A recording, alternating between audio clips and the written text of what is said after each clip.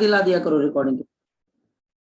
सो अगर बच्चे हम क्वेश्चन नंबर 7 की बात करें तो question number 7 I think so we have done in class.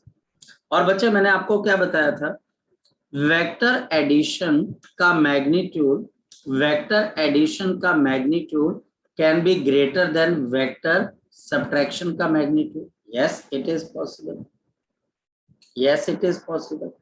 Vector A का प्लस बी का magnitude is less than vector A minus B, ये भी बताया था बच्चे, ये भी हो सकता है। और या फिर बच्चा हमारे पास ए प्लस बी का मैग्नीट्यूड, ये क्लास के अंदर करवाया था, और ये बच्चा हमारे पास ए माइनस बी। मैंने आपको क्या चीज समझाई थी, वेक्टर सब्ट्रैक्शन का मतलब ये नहीं है कि आप जैसे अलजेब्रा में दो चीजों को माइनस करते थे वैसे आप माइनस कर रहे हो, ये माइनस नहीं कर रहे, ये बच्चा आप एंगल के हिसाब से उनको ऐड करते हो। एंगल, इनके बीच का एंगल, इनके बीच का बच्चा हमारे पास एंगल क्या, जैसे कि बच्चे a प्लस बी कब a माइनस बी से बड़ा होगा, यह जब a माइनस बी में ऑब्ट्यूज एंगल होगा और a प्लस बी के अंदर एक्यूट एंगल होगा। a माइनस बी कब बड़ा होगा और a प्लस बी कब छोटा होगा बच्चे, जब बच्चा हमारे पास यहाँ पर बच्चे क्या हो जाएगा, आपके पास a माइनस बी के अंदर एक्यूट एंगल होगा और a प्लस बी के अंदर क्या होगा, ऑब्ट्यूज एंगल होगा। ठीक है, ये आपको अब याद आ जाना चाहिए कि क्लास में कराया। और ये दोनों बराबर कब होंगे, जब इन दोनों वेक्टर्स के बीच का एंगल 90 डिग्री हो। ठीक है, जैसे कि मैं पहला केस बता देता हूँ, ये देखिए कैसे, ये वेक्टर ए है, ये वेक्टर बी है, ये आ गया ए, ये आ गया बी, और ये एंगल थीटा। अब बच्चे बताओ, ये मेरे पास यहाँ पर, चलो ये बच्चा हमारे पास, आई एम सॉरी, यहाँ पर कर देते हैं, ये माइनस ऑफ बी है, ये बच्चा हमारे पास यहाँ पर माइनस ऑफ बी है बच्चा हमारे पास। अब बताओ बच्चे, ये माइनस ऑफ बी है तो ये एंगल कितने के बराबर है, शाबाश बताओ, 180 माइनस थीटा। यहाँ पर a माइनस बी छोटा होगा और a प्लस बी बड़ा हो जाएगा। सेकंड, अगर बच्चा हमारे पास यहाँ पर ऐसा केस आ जाए, ये देखिए बच्चे, आकाश समझ में आ रहा है ना, औशीन समझ, यहाँ पर बच्चा हमारे पास ये माइनस बी है, अब ये एंगल 180 माइनस थीटा। अब a माइनस बी आपके पास क्या हो जाएगा, बड़ा, a माइनस बी कभी भी मैग्नीट्यूड निकालने के काम नहीं आता, माइनस बी का कोई रोल ही नहीं है, एक्सेप्ट कि इससे हम नया एंगल निकालते हैं, और कोई रोल नहीं है, ज्योमेट्री के अलावा कोई रोल नहीं है। क्या आप इसको माइनस बी कहीं यूज करते हो, नहीं। 180 माइनस थीटा, अब छोटा एंगल है तो a प्लस बी बड़ा हो जाएगा, a माइनस बी बड़ा हो जाएगा और a प्लस बी छोटा। और जब एंगल एग्जैक्टली 90 डिग्री हो बच्चे तो क्या हो जाएगा, अब आप a प्लस बी कर रहे हो at the angle of 90 degree, और a माइनस बी भी कितने पे कर रहे हो बच्चे, शाबाश बोल बच्चे, 90 डिग्री। दोनों केसेस में दोनों का रिजल्टेंट सेम आ जाएगा। ठीक, अग्रिम समझ में आ गया बच्चे आपको, अग्रिम आपको बोलना पड़ेगा हाँ या ना।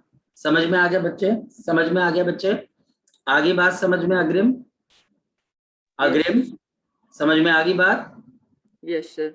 ओके, इसके बाद बच्चे कौन सा क्वेश्चन, 8th 9th, जल्दी बोलते हैं चलो बच्चे, 8th या 9th बोलो, शाबाश बच्चे, दोनों गए थे। नो सर, हो गए थे। इसके बाद 11 12 13 14 11 सर 14 14 11th हो गया था बच्चे, 12th हो गया था यस बच्चे, सर 13th हो गया था बच्चे, यस सर और 14th हो नहीं गया है। था।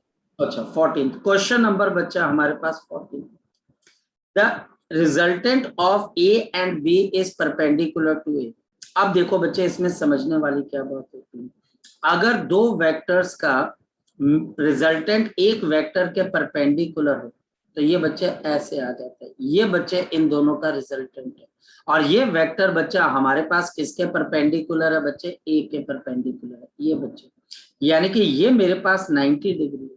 तो हमारे पास अगर कभी भी वेयर, जहां पर बच्चा हमारे पास r is equal to a plus of b, ये चीज आ जाती है, and r is perpendicular to a, ये क्वेश्चन के अंदर बच्चा हमारे को भी बने, ये बच्चा हमारे पास क्वेश्चन के अंदर भी बने, और बच्चा हमारे पास and its magnitude is equal to half of the magnitude of b। अब देखो बच्चे, ये जो r रिजल्टेंट है ये बच्चा आपके पास b/2 के बराबर है, ये बच्चे इसका रिजल्टेंट b/2 के बराबर है, और अगर मैं आपको बोलूं, जरा देख के बताओ बच्चे, ये O आ गया, ये M आ गया, ये N आ गया और ये आ गया P। अब जल्दी से बता दो बच्चे NP किसके बराबर है, बताओ जरा, NP किसके बराबर है बच्चे, शाबाश बताओ। NP OM के, ये बच्चा हमारे पास OM के बराबर है, तो ये इसका मैग्नीट्यूड भी किसके बराबर है, B के बराबर। अब टीचर क्या बोल रहा है, ध्यान से समझना, वो A और B के बीच का टोटल एंगल पूछ रहा है, ठीक। अब मैं आपको जो करवा रहा हूं बच्चे उस पर फोकस करना। ये अब कहानी बच्चे सिर्फ ज्योमेट्री की रह गई है। जिस बच्चे को ज्योमेट्री समझ में आ गई तो वो बच्चा मैक्सिमम क्वेश्चन कर गया। ये आपके पास है 90 डिग्री, ये बच्चा हमारे पास क्या है 90 डिग्री। अब देखना बच्चे, देखना, ये बच्चा हमारे पास है b/2, ये बच्चा परपेंडिकुलर है b/2, ये बच्चा हमारे पास एक लाइन आ गई, ये लाइन आ गई बच्चा हमारे पास, और ये बच्चा हमारे पास यहाँ पर और ये यहाँ पर। ये एंगल 90 डिग्री है और मुझे ये एंगल बताना है थीटा बच्चे।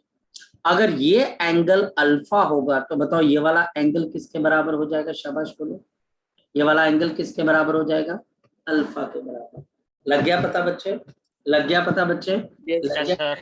क्योंकि ये बच्चे ये पैरेलल लाइन से, तो अगर ये एंगल अल्फा है तो ये एंगल भी अल्फा है, तो यानी कि थीटा जो मुझे निकालना है 90 तो पहले से है, मुझे प्लस ऑफ क्या निकालना है, शाबाश बोलो बच्चे, अल्फा निकल जाएगा, निकल जाएगा बच्चे।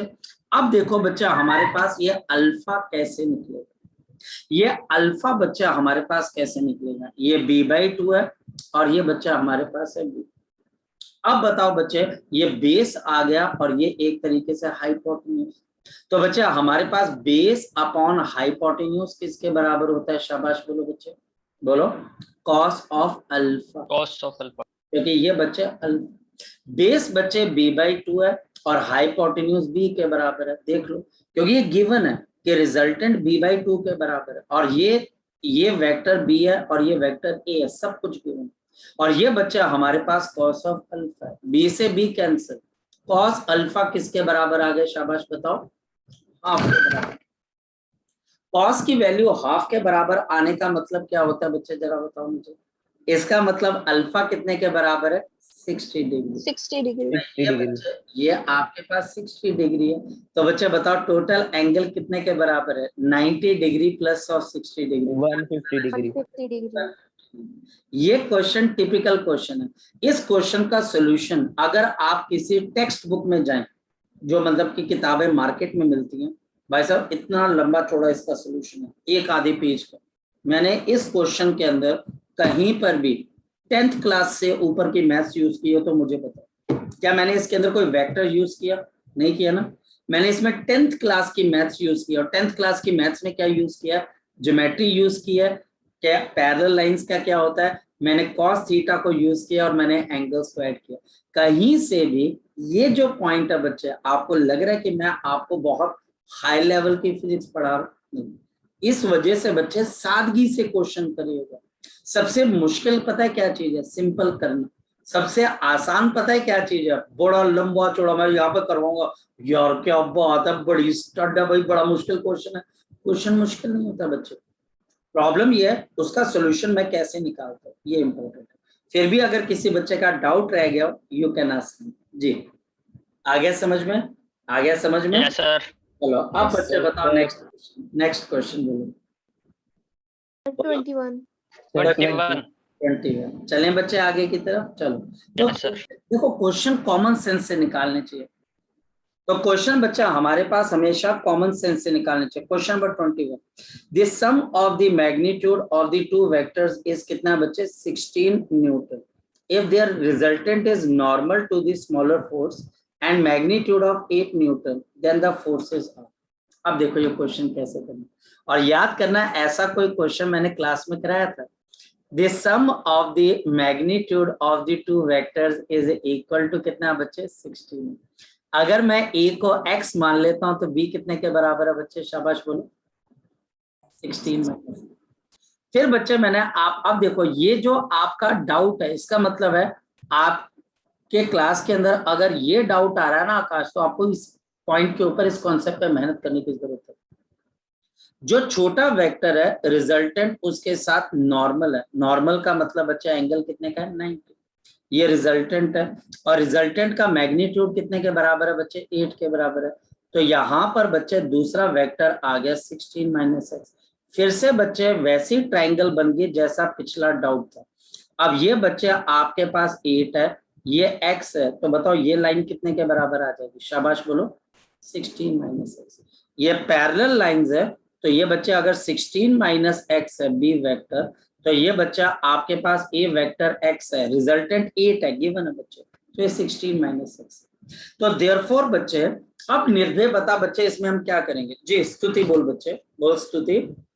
सर यहाँ पे लिखा है कि रिजल्टेंट जो है वो स्मॉलर फोर्स के परपेंडिकुलर है। सर यहाँ पे 16 माइनस एक्स स्मॉलर नहीं है? ऐसा कुछ नहीं है बच्चे, मैं तुझे एक बात बताऊं स्तुति, बड़ी तेरे को अजीब बात लगेगी, मुझे लगता है कि x को अगर हम स्मॉल मान लेंगे, मेरी अपनी पर्सनल व्यू है, आप 16 माइनस एक्स भी ले सकते हैं, ऐसी बात नहीं है, अपना अपना एक व्यू हो जाता है ना बच्चे। जैसे कि कोई पर्सन बोलता है यार मेरे को खाने के बाद मीठा पसंद है, तो बोलते मुझे पहले पसंद है, ये वही चीज है, खाना तो दोनों मीठा ही है। तो स्तुति आप उसको भी लिख सकते हो 16 माइनस एक्स, मैं तुझे मना नहीं करूंगा। बात बच्चे एक्सपीरियंस की होती है।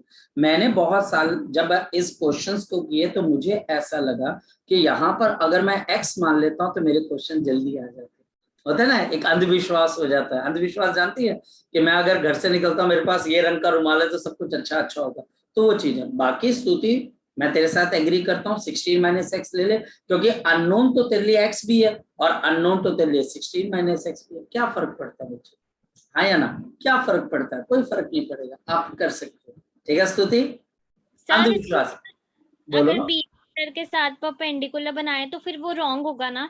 किसके साथ बच्चे? सर बी वेक्टर के साथ अगर नहीं, रिजल्टेंट सच नहीं है बच्चे कि बी के साथ परपेंडिकुलर नहीं बना सकता। प्रॉब्लम बच्चे रिप्रेजेंटेशन की है, ये बना सकते। अगर बच्चे वो बी के साथ यहाँ पर 90 डिग्री बनाएगा तो तेरे को डायग्राम बनाने में बहुत डिफिकल्टी होगी। अगर तू मतलब कि इसको एक्सपीरियंस करे, इसके ज्यादा क्वेश्चंस भी है, इससे पिछला क्वेश्चंस भी ऐसा था, और ऐसे एक क्वेश्चन मैं आपको पहले भी करवा चुका था, sum of the magnitude of two vectors is 18, याद है 18 था, हाँ या ना, आया कुछ याद 18 वाला, वहां पर भी मैंने ऐसे बनाया था। रीजन बच्चे टिपिकल प्रॉब्लम्स में से आती है।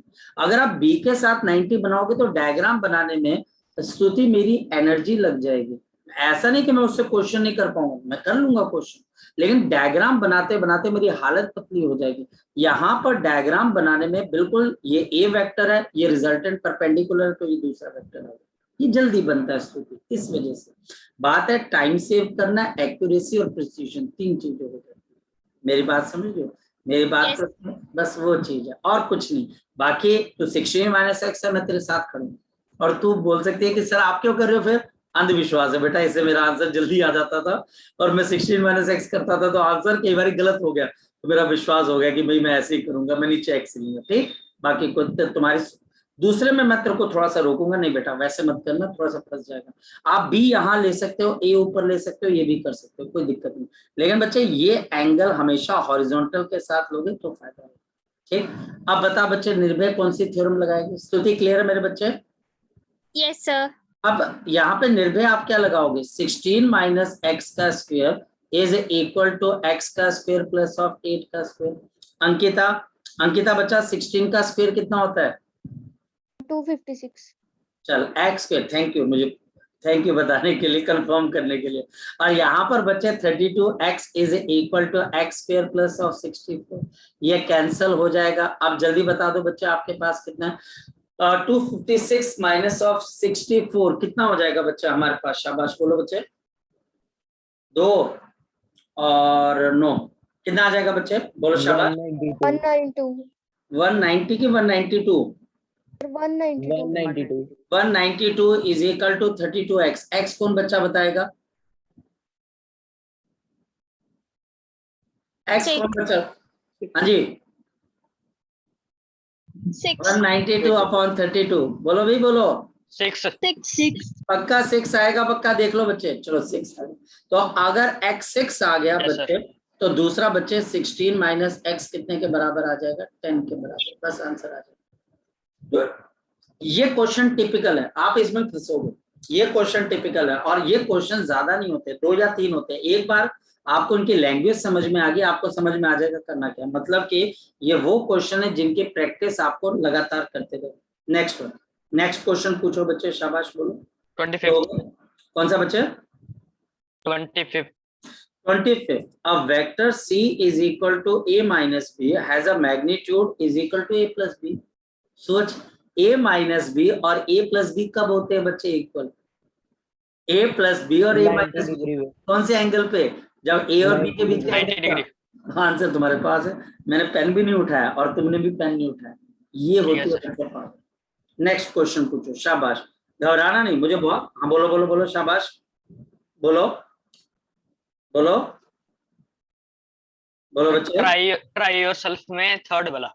ट्राई योर सेल्फ के अंदर, एक मिनट गुम ही हो गया कहीं पर, मैंने इमोशनल होके कहीं पर, हाँ ट्राई योर सेल्फ के अंदर कौन से वाला? थर्ड वाला। A boy travels 10 meter due north and 7 meter due east. The displacement of the boys. कर देते बच्चे क्वेश्चन। हमारे पास यहाँ पर बॉय D1 बच्चे 10 मीटर नॉर्थ, तो 10 J का, और D2 बच्चा हमारे पास यहाँ पर कितने के बराबर? थर्ड वाला ट्राई योरसेल्फ का Try yourself का। थर्ड वाला। अच्छा, ओहो,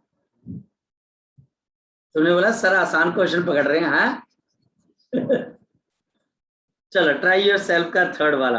अच्छा, ट्राई योर सेल्फ का थर्ड वाला अ पर्सन, इसके लिए आज रुक जाओगे बच्चे, आज रुक जाओगे, आज मैं करवा दूंगा ये, ठीक है, आज हो जाएगा, आज कंफर्म मैं करवा दूंगा, क्योंकि हम इसी टॉपिक पे थे बच्चे।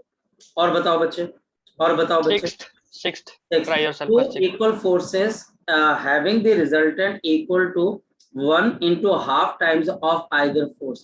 What is the incline? ये एंगल निकालना तुम्हारे लिए थोड़ा सा प्रॉब्लमेटिक होगा, लेकिन बच्चे मैं इस क्वेश्चन को कहीं पर एक स्टेप पहले रोक दूंगा। क्वेश्चन क्या है बच्चा हमारे पास?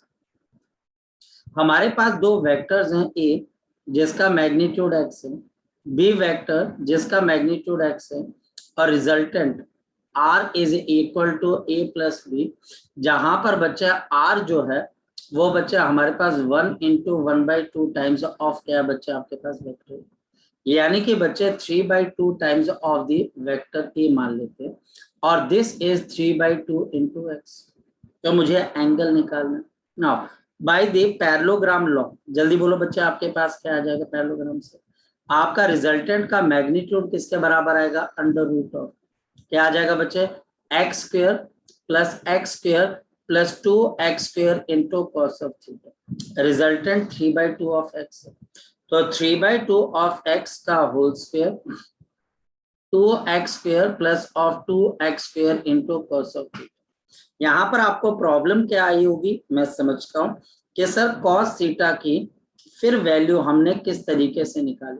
ये 2x स्क्वायर कॉमन आ जाएगा, 1 plus of cos of theta, ये कैंसल, ये कैंसल, और बच्चे आपके पास 9/8 is equal to 1 plus cos of theta, ये आ जाएगा, और cos of theta is equal to 1 minus 9/8, और cos of theta is equal to 1/8।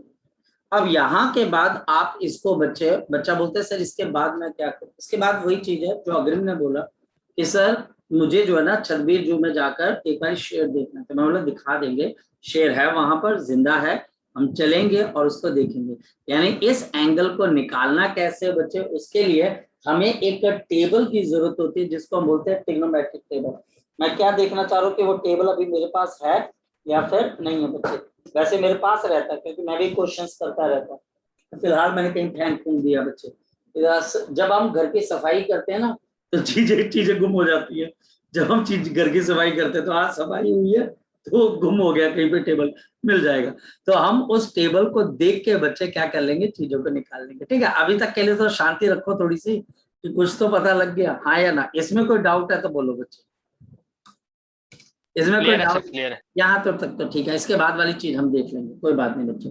ठीक है बेटा, अच्छा अब बताओ बच्चे नेक्स्ट वन, और कोई क्वेश्चन? शाबाश, जल्दी जल्दी जल्दी जल्दी, और कोई क्वेश्चन? बाकी सारे हो गए थे बेटा। किसी और बच्चे का, भाई किसी बच्चे के दिल में मलाल नहीं रहना चाहिए। अंकिता तू बता बेटा, अंकिता अग्रिम बोल बच्चे, अंकिता तू भी बोल बेटा। 12th 12th कौन से वाला? 12th सभी का ट्वेल्थ कौन से वाला बच्चे? अभी ये बहुत सारे ट्वेल्थ है ना इसके अंदर से। बॉय रेजिंग वाला, अब बॉय 2 बॉयज रेजिंग वाला बच्चे। Yes. अच्छा देख, सर ओके बच्चे देख लेते हैं। ओके सो हमारे पास है 2 boy raising a load pull at an angle to each other, they exert the force of 60 newton 30 newton and 60 newton respectively, and the effective pull is at the right angle to the, आपके पास बच्चे direction of the pull of the, आपके पास क्या बच्चे first जो effective pull है मतलब रिजल्टेंट है बच्चे हमारे पास, what is the angle between their arms and what is the effective pull. देखो वो क्वेश्चन आपको घुमाना चाह रहा है, वो आपको ये बोल रहा है 2 बॉयज, 2 लड़के हैं, वो एक लोड को पुल कर रहे हैं, यहाँ पर कोई बाल्टी मान लो, कोई बच्चे आप सामान मान लो, इसको पुल कर रहे हैं बच्चे, और वो कर रहे हैं बच्चे, दे exert the force of 30 Newton and 60 Newton and their effective pull is at right angle to the, जो पहला लड़का है बच्चा हमारे पास वो 30 न्यूटन की फोर्स लगा रहा है,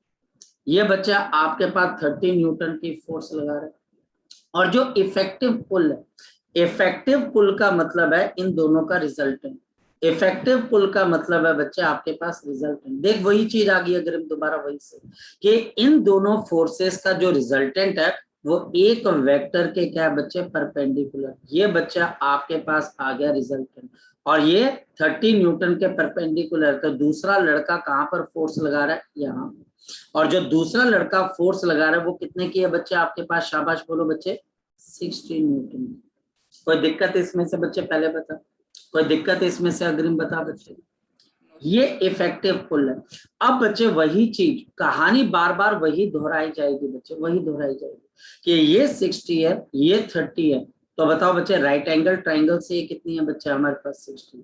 अब बताओ बच्चे इस ट्राइंगल के अंदर मैं अगर ट्राइंगल ले लेता हूं एम एन और ओ बच्चे हमारे पास, इस ट्राइंगल एम एन ओ के अंदर बच्चा हमारे पास बताओ क्या आ जाएगा, 60 का square is equal to r का स्क्वायर जो इफेक्टिव पुल है प्लस ऑफ 30 का स्क्वायर, और ये बच्चे आपके पास आ जाएगा 3600 minus 900 is equal to r square. 3600 minus 900 कितना आ जाएगा बच्चे आपके पास, शाबाश बोलो बच्चे, शाबाश बोलो बच्चे, किसके बराबर आ जाएगा 2700। ये बच्चा हमारे पास आ जाएगा 2700, ये आर स्क्वायर है तो आर बच्चे अंडर रूट ऑफ 2700, और ये बच्चा हमारे पास 900 इंटू 3 तो 30 और रूट 3 बच्चा आपके पास न्यूटन का रिजल्टेंट है।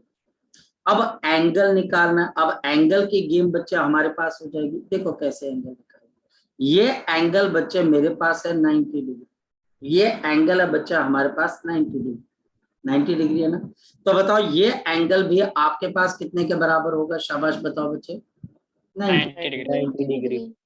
अब बच्चे बताओ अगर ये एंगल मुझे पता लग जाए, ये वाला ये एंगल मान लो कि बच्चे हमारे पास थीटा है, ये एंगल थीटा बच्चा हमारे पास, तो आपके पास बच्चे बताओ कि हमारे पास अगर ये एंगल थीटा तो ये एंगल आपके पास कितने के बराबर हो जाएगा, शाबाश बोलो बच्चे बोलो 180 minus 90 180 minus 90 plus theta। ठीक है, ये 180 माइनस 90 प्लस थीटा यानी 90 माइनस थीटा, हाँ या ना बच्चे बोलो शाबाश, ये आपके पास 90 माइनस थीटा। अगर मैं इसको अल्फा एंगल बोल लेता हूँ, इसको अल्फा एंगल, तो बताओ ये एंगल भी आपके पास कितने के बराबर आ जाएगा, अल्फा। अल्फा और मुझे बताना क्या बच्चे 90 डिग्री प्लस अल्फा, मुझे दोनों जो फोर्सेस हैं उनके बीच का एंगल बताना, तो 90 डिग्री प्लस ऑफ अल्फा आ जाएगा। स्टार्ट करें, ये बेस है बच्चे, ये हाइपोटेन्यूज, तो cos of theta is equal to base upon hypotenuse, cancel, तो cos of theta is equal to half, तो theta is equal to 60 degree. ये बच्चा अगर मेरे पास यहाँ पर 60 डिग्री है तो अल्फा एंगल कितने के बराबर आएगा 30 डिग्री, तो ये भी 30 डिग्री है, तो इन दोनों फोर्सेस के बीच का एंगल क्या आ जाएगा बताओ शाबाश, एंगल कितना आ जाएगा दोनों forces 120 90 degree plus of 30 degree, तो आंसर कितने के बराबर है बच्चे 120 जी। अब बोलो सर, ये सर tan थीटा वाले फॉर्मूले से भी हो जाता सर, देखो मैंने आकाश बिल्कुल सही बात, आकाश शायद से तुमने मेरी बात को समझो। मैं हमेशा से बच्चों को ये बोलता हूँ कि सब्जेक्ट को टफ मत बनाओ, सब्जेक्ट को वो बनाओ जिसको एक कल को आप किसी 6th क्लास के बच्चे को भी सिखाने जाओ तो वो सीख जाए तुमसे। अगर आप किसी पर्सन को जो 6th क्लास के बच्चे को ये सिखाने जाओगे तो वो सीख जाएगा। सब्जेक्ट ऐसा होना चाहिए। मैं टेंजेंट बीटा से क्यों नहीं निकाल सकता भाई, मेरे लिए तो बच्चे ऐसा काम है, लेकिन टेंजेंट बीटा यहां तो निकल जाएगा, एग्जाम में नहीं निकलेगा बच्चे। वहां बच्चा टेंजेंट बीटा पक्का भूलेगा। मैं आपको बोल रहा हूँ आपके लिए सब कुछ आसान है, टेंजेंट बीटा याद रखना मुश्किल है। फिर वो इनफाइनाइट करना है, इक्वल करना है, वो इतना आपको सरदर्द दे देगा बच्चे, वो आपको इतनी प्रॉब्लम क्रिएट कर देगा जिसकी वजह से आप जो है परेशान हो जाओगे। आप बोलोगे यार मुझे ये क्वेश्चन नहीं करना, मुझे ये क्वेश्चन नहीं करना। इस वजह से अब अगर टेंजेंट बीटा करना है तो मैं बता देता हूँ, क्योंकि रिजल्टेंट ए वेक्टर के साथ 90 डिग्री पे है। तो देखते हैं बच्चे हमारे पास टेंजेंट ऑफ बीटा, क्योंकि ये रिजल्टेंट 90 डिग्री का एंगल किसके साथ बना रहा है, 30 के साथ। अग्रिम देख, ये 90 के 30 के साथ बना रहा है, इसलिए 30 ऊपर और 60 आपके पास, ये वाला 60 कॉस 60 साइन ऑफ थीटा, जो दो वेक्टर्स के बीच का एंगल है, एंड प्लस ऑफ बच्चे 60 कॉस ऑफ बच्चे हमारे पास थीटा। यही होता है बच्चे, क्योंकि ये बीटा एंगल 90 डिग्री 30 के साथ बना रहा है, तो 30 नीचे आ गया, 60 sine theta plus 60 cos theta, और ये tangent of 90 degree is equal to 60 sine of theta upon 30 plus of 60 cos of theta. Tangent of 90 क्या होता है कि बच्चे ये भूल जाते हैं, टेंजेंट 90 क्या होता है, इनफाइनाइट। तो यानी कि बच्चे ये बच्चा हमारे पास इनफाइनाइट हो जाएगा।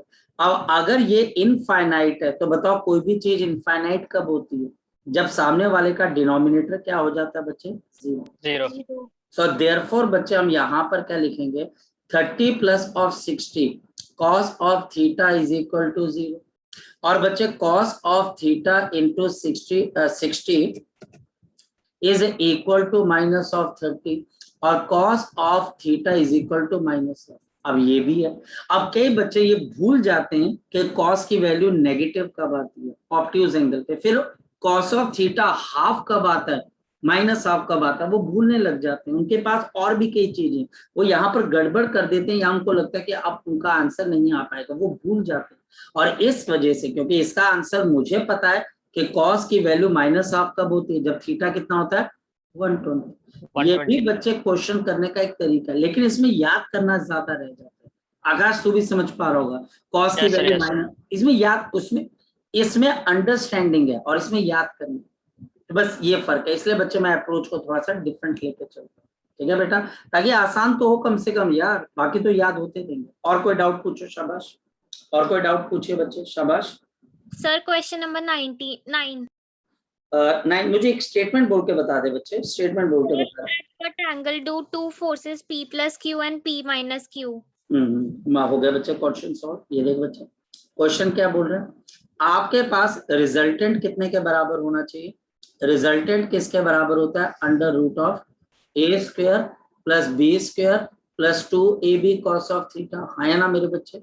अब वो रिजल्टेंट को किसके बराबर बोल रहा है, under root of 3 p square plus of q square, और अंडर रूट ऑफ बच्चे p प्लस ऑफ q का square plus of p minus q का स्क्वायर प्लस ऑफ 2 इंटू बच्चा हमारे पास p plus q into p minus q into cos of theta. यही तो है, ये दो है। अब यहाँ पर क्या कंफ्यूजन होती है मेरे बच्चे बताऊं, आपको लगता है कि आप वेक्टर्स को ऐड, ये वेक्टर्स को ऐड नहीं किया जा रहा, p प्लस क्यू एक वेक्टर है, कंफ्यूज कर रहा है वो आपको बेसिकली, p प्लस क्यू एक वेक्टर है।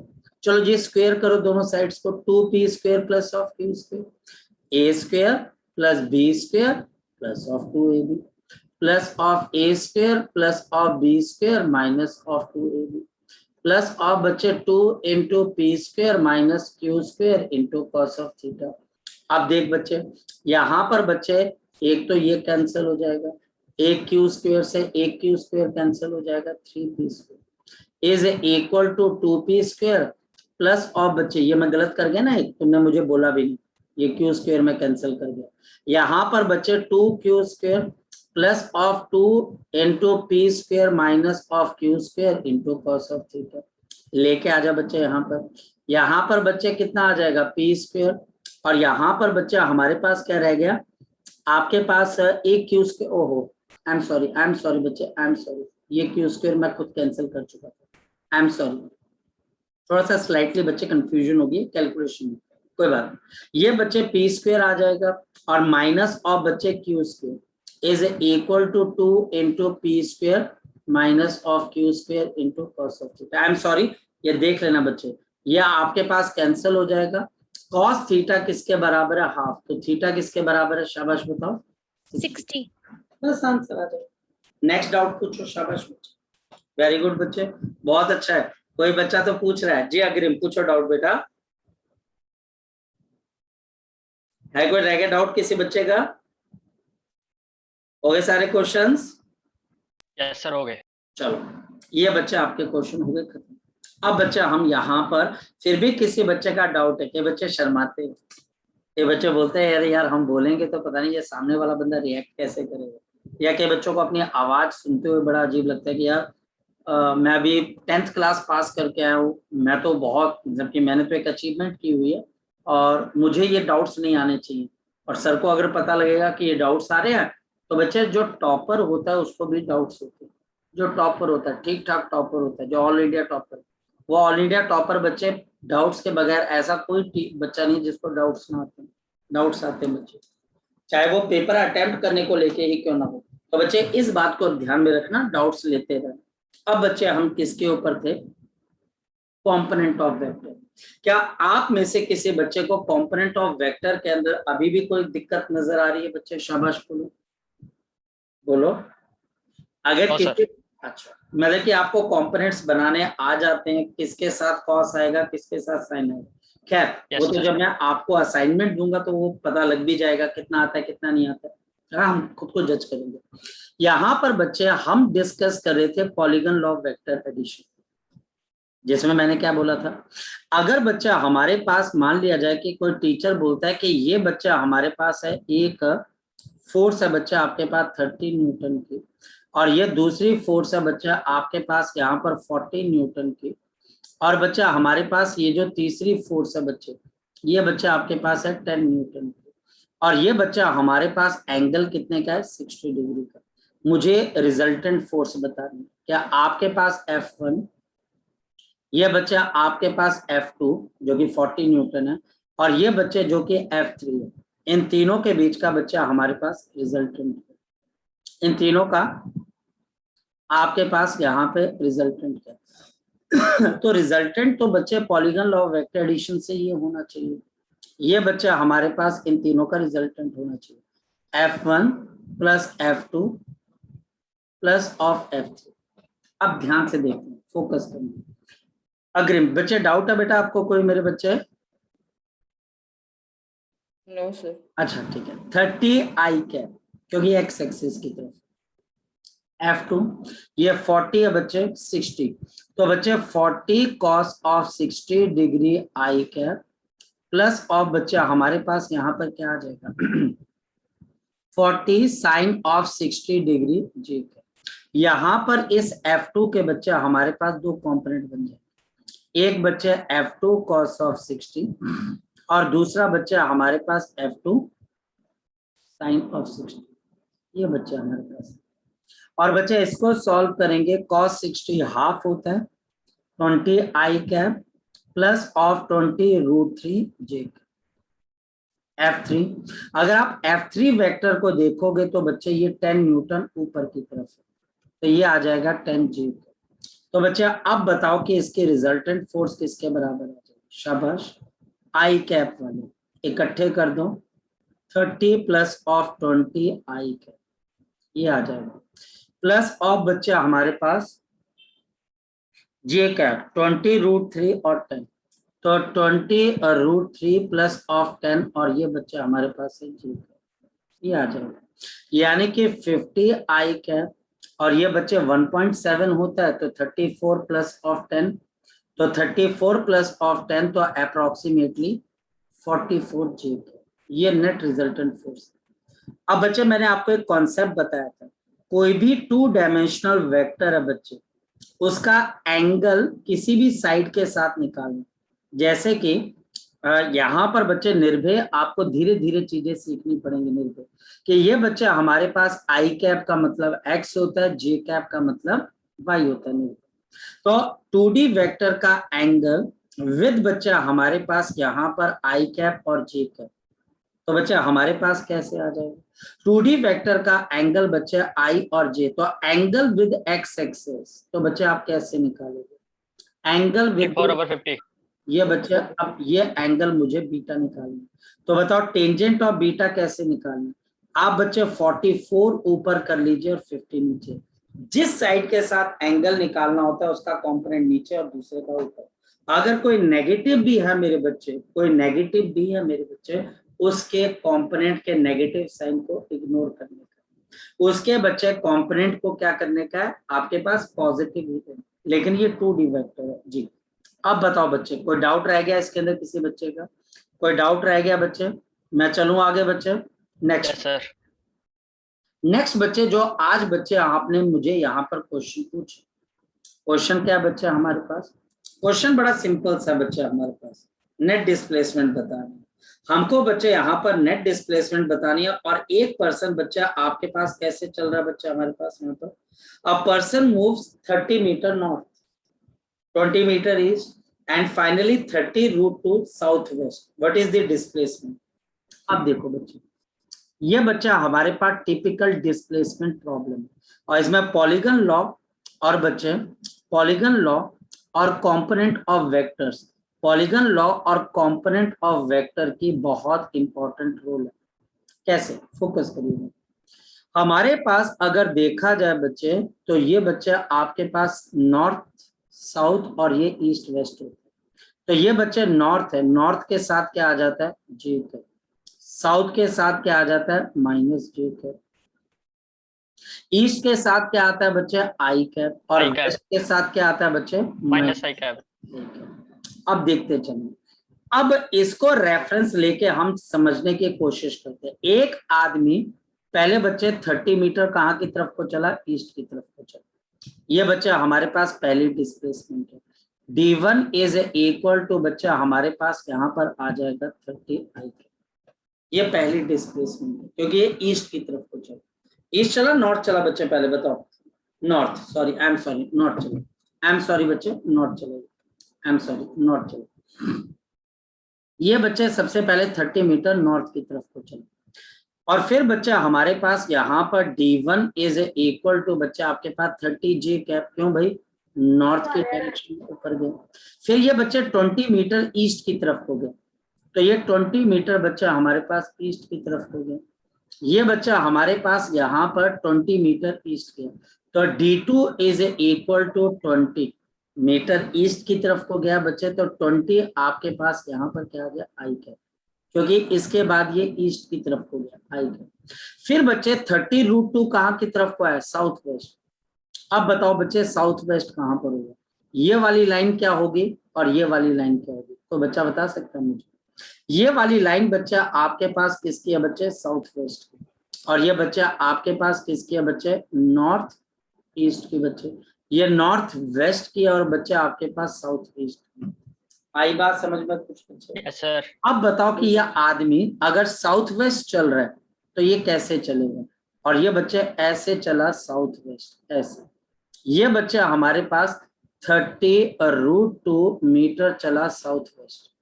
अब साउथ वेस्ट चला बच्चा हमारे पास, तो सबसे पहले देखते हैं ये बच्चा आपके पास एंगल कितना बनाएगा हॉरिजॉन्टल के साथ, कोई बच्चा बता सकता है कितना एंगल?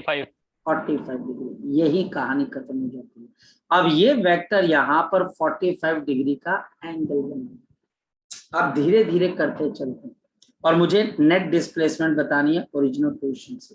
देखते हैं बच्चे, सबसे पहले बच्चे D1, तो ये बच्चे 30 जे कैप, D2 ये बच्चा आपके पास कितना है, 20 आई कैप।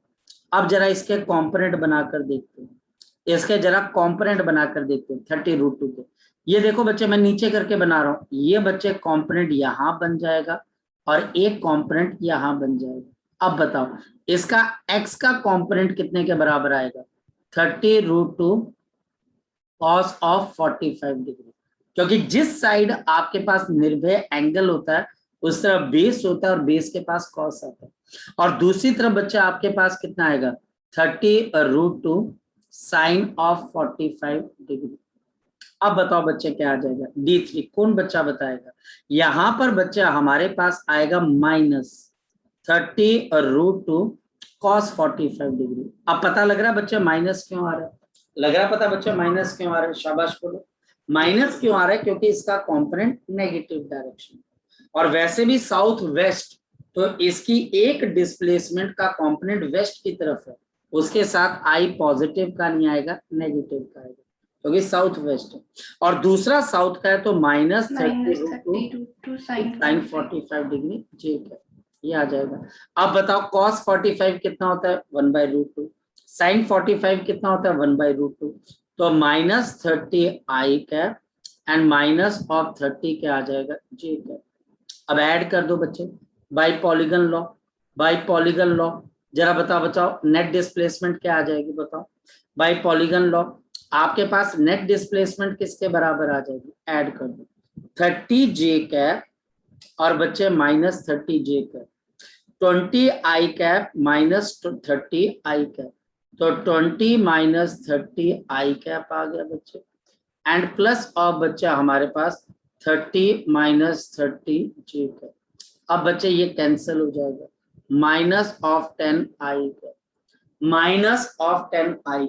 अब कोई बच्चा बताए ये रिजल्टेंट आ गया, पर -10i का मतलब क्या हुआ, -10i का मतलब क्या हुआ, उसमें भी बच्चे 10 मीटर वेस्ट।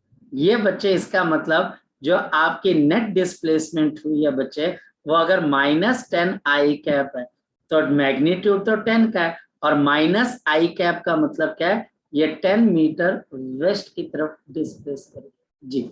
अब बताओ अगर अभी भी कोई प्रॉब्लम है तो जी, लग गया पता बच्चे आपको, लग गया पता बच्चे आपको जी। ओके नेक्स्ट बच्चे कोई और डाउट, इसमें से कोई डाउट बच्चे बोलो, शाबाश, रहा कोई डाउट बच्चे इसके अंदर से जी बोले, चले आगे चलें। अब बच्चे हम यहाँ पर एक कॉन्सेप्ट सीखने की कोशिश करेंगे बच्चे, और वो है बच्चे वॉकिंग ऑफ अ मैन। आज बच्चे हम एक कॉन्सेप्ट सीखेंगे बच्चे, walking of a man based on the component of the vector, walking of a man. और वॉकिंग ऑफ अ मैन नहीं, विमेन भी होता है बच्चे, तो इस वजह से हम वॉकिंग ऑफ अ पर्सन कर लेते हैं, वॉकिंग ऑफ अ पर्सन। फिर बच्चा बोलेगा कि सर क्या लड़कियां नहीं चलती, नहीं लड़कियां भी चलती है। वॉकिंग ऑफ अ पर्सन के अंदर बच्चे हम क्या करते हैं, किसी भी पर्सन के पैर को देखते हैं बच्चे।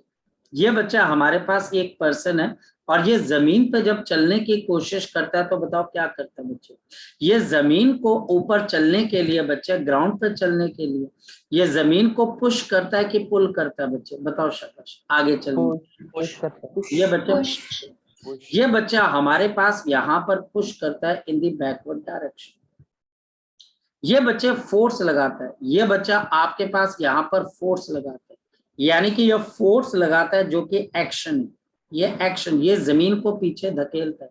तो to every action there is an equal and, बताओ बच्चे, there is equal and opposite reaction. ये जमीन बच्चे इसको रिएक्शन देती है। इसके पांव पर एक रिएक्शन, आप जब चलते हो तो आपको ऐसा लगता है जमीन पे पांव रखते हो आपको दर्द होता है जब आप भागते हो, क्योंकि बच्चे आप एक्शन करते हो तो बदले में आपको रिएक्शन मिलते हैं। आपके रिएक्शन के कितने कंपोनेंट बन गए बच्चे, बताओ, 2। ये एंगल थीटा, तो बच्चे ये एंगल थीटा, ये बच्चे रिएक्शन है गिवन बाय द अर्थ, ये अर्थ आपको रिएक्शन देती है, और से रिएक्शन के 2 कंपोनेंट बन जाते हैं आर कॉस थीटा, जो कि फॉरवर्ड डायरेक्शन में लगता है, और ये हेल्प करता है बच्चे टू वॉक। आप बच्चे इस आर कॉस थीटा की वजह से आप आगे भागते हो, और आपका दूसरा कंपोनेंट कौन सा बच्चे है, आर साइन थीटा। ये आर साइन थीटा क्या करता है बच्चे, आपका कंट्रोल करता है बच्चे वेट, आपका जो वेट है, आपका जो भार है, जो जमीन आपको खींच रही है, ये उसको कंट्रोल करता है। अगर इन दोनों में से कोई भी एक कंपोनेंट कम या ज्यादा हो जाए तो आपको बच्चे इसके इफेक्ट नजर आते हैं बच्चे, आपको इसके इफेक्ट जो होते हैं बच्चे वो नजर आते हैं। तो ग्राउंड के वजह से बच्चे आप चलते हो, क्योंकि अगर कल को कोई क्वेश्चन आता है कि अगर कोई पर्सन ग्राउंड के ऊपर चल रहा है तो इसके लिए रिस्पॉन्सिबल कौन है? आदमी की फोर्स की बच्चे जमीन की फोर्स? बताओ कौन रिस्पॉन्सिबल है? आदमी की फोर्स। गलत बात बच्चे, गलत बात, क्योंकि आदमी ने तो फोर्स लगा दी बच्चे, आदमी ने फोर्स लगा दी बच्चे, लेकिन बच्चा आदमी की फोर्स की वजह से जो रिएक्शन आ रहा है आपके ऊपर, उसके कंपोनेंट की वजह से आप चलते हो, आदमी की फोर्स की वजह से नहीं चलते। ठीक है। अब कोई बच्चा बोलेगा सर अगर हम पहले फोर्स लगाएंगे तो चलेंगे, तो मैं बोलता हूं बेटा ऐसा करो, आप हवा में लटक जाओ और बच्चे अपने पाँव को ऐसे करो जैसे आप चल रहे हो, तो क्या आप वहां पर आगे भागने शुरू हो जाओगे? बच्चा बोलेगा नहीं, तो मैं बोलूंगा फोर्स तो तुम वहां पर भी लगा रहे हो। एक्चुअल के अंदर ये कॉन्सेप्ट है, कोई भी गाड़ी कब चलती है? Due to the engine, due to the tyre और ड्यू टू द अर्थ। तो आंसर है ड्यू टू द अर्थ, क्योंकि अर्थ बच्चे उसको सूटेबल एक रिएक्शन देती है कि तूने मुझे एक्शन किया, मैं आपको एक रिएक्शन दे रहा हूं, इस रिएक्शन का एक कंपोनेंट जो होता है वो आपको हेल्प करता है आगे चलने के लिए, और दूसरा बच्चे आपके वेट को थोड़ा कंट्रोल करने की कोशिश करता है, तो आप आगे चलते हैं। तो a person moves forward due to the reaction given by the earth. जी, किसी बच्चे का कोई doubt? Reaction given by the earth, बोलो बच्चे। जी, किसी बच्चे का कोई डाउट? शाबाश, बोलो बच्चे। किसी बच्चे का अगर कोई डाउट है तो वो पूछ सकता है, शाबाश, बोलो बच्चे। किसी बच्चे का कोई डाउट है तो वो फटाफट पूछ सकते हैं, निर्भय। चलिए, सो बच्चे अभी के लिए बच्चे हम इतना ही करते हैं, अब हम इसको नेक्स्ट टाइम बच्चे कवर करने की कोशिश करेंगे। कल बच्चे मॉर्निंग के अंदर वेक्टर्स की बैकलॉग क्लास लगेगी। निर्भय अगर आप मेरी बात सुन पा रहे हो बेटा, तो कल आपको मॉर्निंग के अंदर बच्चे 6 या 7, मैं आपको टाइम बता दूंगा, जल्दी उठना पड़ेगा और आपको वो क्लास लगानी पड़ेगी। कुछ और बच्चे भी हैं जो इसको, आपके क्लास में भी अगर कोई बच्चा लगाना चाहता है बैकलॉग, वो भी हो जाएगा। ठीक है, बाकी न्यूमेरिकल क्लास वो बच्चे मैं आपको बता दूंगा। ठीक है निर्भय, ये ज्यादा मुश्किल नहीं है, बाकी बच्चे भी मुझे बता दे। और जिस बच्चे को आज थोड़ी सी शर्म आ रखी हो कि सर मैं आज शर्म के मारे पूछ नहीं पाया डाउट, सर करवा दो, मैसेज कर देना यार, क्या फर्क पड़ता है? कोई फर्क नहीं पड़ता, डाउट्स ले लेना, डाउट से कोई शर्म नहीं करनी। ठीक है, चलो अभी के लिए हम इतना ही करते हैं, बाकी अब हम